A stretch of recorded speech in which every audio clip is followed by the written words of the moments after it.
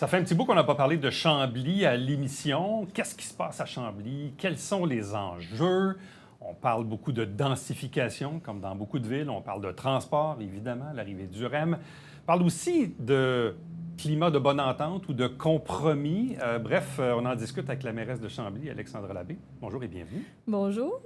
Pourquoi je parle de ça? C'est qu'il y a un papier dans la presse le 19 septembre qui dit « Le barbecue qui a tout changé ». J'ai lu le truc et je trouvais ça fort intéressant. Évidemment, on parle de projet, on parle de promoteurs, on parle de communication, de densification, parce que ça, c'est le mot à la mode, même comme ici, dans le Vieux-Saint-Jean, il y a des projets pour densifier.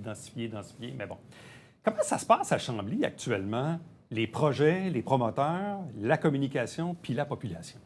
Bien, j'aime mieux parler de consolidation plutôt que de densification. En fait, on est à une époque qui nous demande de retravailler nos territoires vers l'intérieur, si c'est une bonne façon de le dire. En fait, on est vraiment en train de se questionner comment faire pour protéger nos milieux agricoles, nos milieux naturels, comment faire pour arrêter de s'étaler, puis repenser notre façon de prendre possession de ce territoire-là. La consolidation, c'est une super bonne stratégie. Je suis contente d'entendre que ce qu'on entend de Chambly, c'est des compromis, des pourparlers, de la communication. Puis en effet, oui, l'article qui est paru dans la presse, bon, on parle d'un barbecue. Je n'étais pas au barbecue, mais je pense qu'on a surtout bouclé la boucle avec un projet important qui nous apporterait en fait autour de 200 logements qui viendraient s'insérer là, tout près de notre magnifique canal de Chambly, donc avec une vue magnifique dans un secteur qui a bien besoin d'être consolidé, donc qui a besoin d'avoir une nouvelle vie. Un ancien espace qui était industriel puis qui pourrait servir à accueillir des nouveaux citoyens. On est bien content de ça. Bon, on parle du projet qui est le long du canal, dans le secteur de la Bennette, si on veut, ou l'autre côté. En fait, c'est tout en face. Ouais. C'est ça, c'est un peu dans le même secteur. Je parle de la Bennette parce que, bon, il y a eu un incendie tout arrive à dans les dernières heures. Oui, effectivement. Bon, ça arrive dans toutes les villes, malheureusement. Il y en a eu un à Saint-Jean aussi, dans l'ancien Samuel, la nuit dernière. Mais bref, tout ça montre aussi, met en relief les fameux projets, en fait, les zones désaffectées qui potentiellement peuvent être densifiées ou consolidées. Pourquoi vous aimez mieux le terme consolidé que densifié? Bien, consolider, ça veut dire faire un maximum avec ce qu'on a déjà. Donc, profiter des ressources existantes puis d'aller vraiment les optimiser plutôt que d'aller en extraire des nouvelles, aller travailler avec des nouvelles. Donc, c'est vraiment de travailler avec des endroits déjà desservis par notre transport en commun, par nos pistes cyclables, donc des endroits où il y a déjà tous les services à proximité, puis d'en faire effectivement le maximum. Bon, Chambly est une ville qui est ceinturée par Carignan, tout autour. Des terrains à développer, il y en a plus des tonnes. En reste-t-il? On est à 95 du développement de notre territoire dans notre périmètre urbain. Donc, avec la communauté métropolitaine de Montréal, on s'est entendu qu'on resterait à l'intérieur de ces fameux périmètres urbains-là. Donc, moins de 5 à développer, en effet. Alors, il faut être créatif, il faut le faire de la bonne façon aussi. Mais comment peut-on, une fois qu'on a dit ça, une fois qu'on dit finalement qu'il ne reste plus tant de terrain à développer, on parle de consolidation ou de densification, c'est selon. Quel est ce potentiel-là à Chambly d'aller chercher du nouveau logement dans des projets comme celui de la Bennette ou à côté ou d'autres qui pourraient naître? Bien, en fait, on a un beau projet qui est encore plus près de naître que celui de l'Unicité dont on vient de parler. On a un projet qui s'insère au centre-ville. On a parlé dans une des entrevues que je vous ai accordées, en fait, du centre-ville, du PPU Centre-ville, un projet particulier d'urbanisme, donc qu'on a mis en branle au courant de l'année dernière. Il y a un premier projet qui va s'installer, c'est sur le site de l'ancien Hôtel Mon-Repos. Oui. Donc, c'est vraiment un grand stationnement, donc un immense îlot de chaleur en plein cœur du centre-ville qui était sous-utilisé. C'est 150 logements qui s'en viennent s'installer sur ce site-là. Donc, c'est sûr qu'on va monter en hauteur, qu'on va s'insérer dans un espace qui n'aura pas je dirais qu'il ne va pas bloquer la vue. Donc, on a vraiment travaillé sur l'insertion, travaillé pour faire que ça va bien s'intégrer dans le décor. Mais c'est des nouveaux logements qui vont être bienvenus. Il faut savoir qu'on manque de logements cruellement au Québec. Mais à Chambly, on est très loin du point d'équilibre en termes de disponibilité. Ça, c'est un 150 qui est tangible? Oui. Il y en a quoi, 200 autres le long du canal? Oui. Ça, c'est plus à l'étape du projet? Je pense qu'ils sont encore en attente de leur certificat d'autorisation, mais c'est ouvert en tout cas, du côté de la ville, tout est ouvert pour l'Unicité. Donc, dans le fond, ça veut dire qu'au final, dans quelques années, il y aura potentiellement 300, 400, 500 nouvelles portes, nouveaux logements de construire.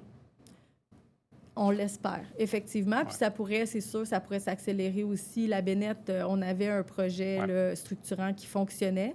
On connaît tous les enjeux, là, les ennuis de groupe sélection. Donc, on est encore en attente du dénouement de ce côté-là. Parce que là-dedans, il y a une RPA, potentiellement une garderie aussi. En fait, c'était un projet multigénération, Ouais. donc des logements familiaux, mais aussi des unités RPA. Il y avait là, tout autour de 400-500 logements là, dans ce Là, projet-là c'est repris aussi. par qui maintenant? Parce que là, le On réseau n'a pas- sélection, c'est un peu éclaté. On un n'a peu pas partout. encore ces nouvelles-là, donc on attend impatiemment que ça soit Oui, racheté. c'est ça. Je comprends. Ouais. comprends.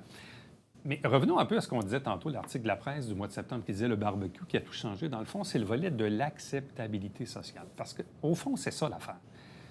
Les gens ne sont pas contre la vertu. Tout le monde est pour le fait de dire oui, c'est important, il faut consolider, il faut densifier. Mais après ça, quand le projet est en face de chez vous, ça se peut que ça te tente un peu moins. Comment travaillez-vous cette acceptabilité sociale qui est aujourd'hui primordiale pour que les projets puissent fonctionner?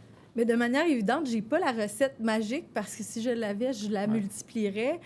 Puis je pense qu'il n'y en aura jamais. Je pense que chacun des projets est complètement différent, mais je pense qu'un des ingrédients clés, c'est la transparence. Je pense que c'est un des éléments qui a beaucoup changé à Chambly. Je pense que c'est ce qui se reflète aussi dans l'article sur le fameux barbecue. Je pense que l'idée, c'est de tout mettre sur la table, d'inviter la population à en discuter, mais d'inviter aussi le promoteur à répondre aux questions des citoyens parce que c'est normal. Cette consolidation-là, elle ne se fait pas sans impact.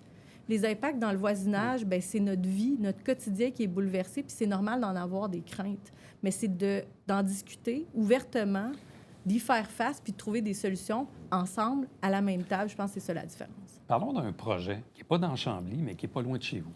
Nordvolt, Oui. qui va être à mi-chemin entre Saint-Basile et McMaster, mais en même temps qui potentiellement va amener de la circulation des camions et à la construction, mais éventuellement de nouvelles maisons et tout. Bref, comment vous voyez ça, vous, ce développement-là qui va se faire au nord de Chambly et des impacts qui potentiellement pourraient avoir des impacts chez vous? Là?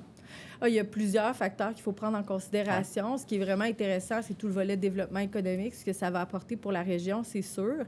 Ça ne se fait pas, comme vous dites, sans en discuter, mais je pense qu'il y a plein de belles rencontres d'information qui sont prêtes, qui sont préparées pour la population. Les gens sont invités à venir en discuter, à venir en débattre, mais on voit ça d'un œil très favorable, là, de voir que la région attire, que la région se développe, puis qu'on est capable de le faire en harmonie, mais c'est ça qu'il va falloir préserver.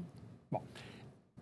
L'un des impacts au fait d'avoir davantage de citoyens, là, on a passé le cap du 30 000 chez vous il y a quelques années. Oui. On est à quoi, là? On fera le 32 000. 32 000. Bon. Si on rajoute des portes éventuellement, ça veut dire que Chambly pourrait friser les 33, 34, 35 000 de population. Qui dit plus de population, dit des besoins pour les écoles, dit des besoins pour des infras, et la circulation automobile et le transport collectif, parce qu'il n'y a pas plus de rues au final, là, il y a juste plus d'autos. Comment se vit les problématiques de transport à Chambly en ce moment, actuelles et futures? En fait, les problématiques de transport se vivent comme partout ailleurs. Hein. On le dit souvent, on a trop de voitures pour le nombre de personnes, on n'a plus de place sur nos routes, puis quand on les élargit, le trafic revient aussitôt. Donc, on est vraiment en mode où on doit repenser notre façon de se transporter. Je pense que le transport collectif répond à tous ces défis-là qu'on a devant nous. Il va falloir se pencher sur son financement, sur les investissements. D'ailleurs, il y a des chantiers qui se mettent en branle avec le gouvernement là-dessus. Mais on n'a pas attendu, assis sur nos deux mains. À Chambly, on vient tout juste de déposer là, une étude de circulation sur laquelle on a travaillé abondamment pendant près de 2 ans. Donc, on a plusieurs conclusions. On est à l'étape d'évaluer celles qui sont possibles de mettre en place. Donc, on est toujours en train de travailler pour faciliter les choses. Mais je vous dirais que plus on rapproche les services, les emplois, les trucs dont on a besoin, plus on les rapproche du domicile, plus c'est facile d'opter pour un moyen différent de se transporter qui n'est pas la voiture seule. Bon, l'autre jour, je faisais une petite blague, un petit peu d'ironie avec les députés Lemieux et Roberge chez vous. Je me dis, bon, dans le fond, si demain matin, le député démissionne, il y a une partielle, puis qu'il y a un député du PQ qui est élu, est-ce que ça veut dire que le terminus du 1035 va revenir dans les cartons? Ben non, mais je regardais ce qui s'est passé à Québec avec la partielle de Jean Talon, où le premier ministre a ramené le 3e lien. Je me dis, comment se fait-il que on a collectivement tous accepté le fait que le terminus, il ne viendra jamais au 1035. Alors pourtant, je regarde à Québec où les gens se battent encore pour le 3e lien. Bon, il y a un conseiller municipal, Fontaine, à Saint-Jean, l'autre fois, qui en a parlé. Mais pour vous, est-ce que vous pensez qu'on devrait ramener dans l'actualité ou demander à nouveau au gouvernement ou aux autres partis politiques, parce qu'un jour, il y aura d'autres élections, afin qu'on ramène ce projet-là? Mais en fait, au-delà de parler projet par projet, puis de revenir avec une promesse électorale, moi, je pense qu'il faut se pencher sur le transport en commun dans son entièreté. Puis les modes qui existent pour desservir notre population, il n'y a pas que les modes lourds. Un mode lourd, ça vient avec énormément de densité, ça vient avec des investissements qui sont énormes. On le constate à Brossard avec les tours qui ont poussé tout le tour de ce terminal, de ce terminus-là. Le REM, c'est un métro. Hein. Est-ce qu'on a vraiment besoin d'un métro pour desservir les couronnes, la couronne sud en particulier? Moi, je n'ai pas ces chiffres-là, puis je crois beaucoup à s'appuyer sur la science, mais je pense qu'on a une réflexion à faire, puis elle doit s'étendre au-delà des fameux cycles de 4 ans. Donc, on a vraiment à se poser une question sur ce qu'on veut pour la suite. Mais souhaitez-vous que le REM, ultimement, parte du 10-35? En fait, moi, quand j'ai vu les chiffres qui ont soutenu l'étude qui nous a été déposée pour justifier l'abandon du projet, je ne vois pas la façon dont on pourrait se retourner et redemander ce projet-là. Atterrir en zone agricole pour aller chercher des densités comme celles qui sont autour du terminus à Brossard, je ne vois pas comment on peut créer ça autour de Chambly ou de Carignan. Mais là, de l'autre côté, le gouvernement dit on va ajouter une voie de chaque côté à l'autoroute 10 entre la 35 et la 30. Êtes-vous favorable à ça? Mais oui, tout à fait. Mais ce qu'il faut comprendre, là, c'est qu'entre le terminus de Brossard et le terminus qu'il aurait pu avoir à Chambly, il n'y en a pas de destination entre les deux. Donc, avoir une ligne de métro qui ne dessert, en fait, aucune autre station, c'est cher payé pour ce type de déplacement-là. Actuellement, vos citoyens peuvent-ils se rendre directement au terminus du REM à Brossard, Bien ce qui oui, n'est pas le tout à cas fait. pour les usagers de Saint-Jean en ce moment? Mais oui, tout à fait. En fait, c'est prévu. On a même une entente qui nous empêche maintenant de nous rendre au centre-ville. Donc, c'est parce qu'on est maintenant obligé d'aller s'installer directement au REM avec nos autobus. Ça, Donc, c'est une obligation de la CMM, de la RTM? C'est ce qui a été négocié dans le cadre là, de l'entente pour le REM avec la Caisse de dépôt, donc la fameuse clause de non-concurrence. Je comprends. En terminant, quels sont pour vous les autres enjeux qui vous tiennent à cœur en ce moment à Chambly? En ce moment, on a d'énormes investissements en termes de loisirs, d'espaces verts. On vient de lancer un grand projet qui me tenait beaucoup à cœur. En fait, on vient de lancer les travaux pour l'inaugurer possiblement à l'automne 2024. C'est le parc naturel des Ruisseaux. On va mettre à la disposition des citoyens des kilomètres de sentiers qui vont être accessibles 4 saisons. Déjà, un espace qu'on utilise comme terrain de jeu pour du fat bike l'hiver, du ski de fond. On le faisait sur des terrains privés. Bien, maintenant, c'est municipalisé. On a bien hâte d'officialiser tout ça à l'automne prochain. Je vous dirais qu'on a énormément de réfections de parcs aussi qui sont dans les cartons sur lesquels on travaille. Donc, on a pas mal de pain sur la planche. Puis les taxes municipales, elles? C'est sûr qu'on travaille au budget. On va faire l'exercice avec les élus en début novembre. Donc, je ne veux pas me prononcer tout de suite sur les orientations qu'on va prendre, mais oui, on a des grands défis là, pour être sûr de garder ça dans un niveau raisonnable. Mais je pense qu'on est sur une bonne piste. Alexandre Labbé, mairesse de Chambly, merci beaucoup. Merci à vous. Restez avec nous. On vous revient après ceci.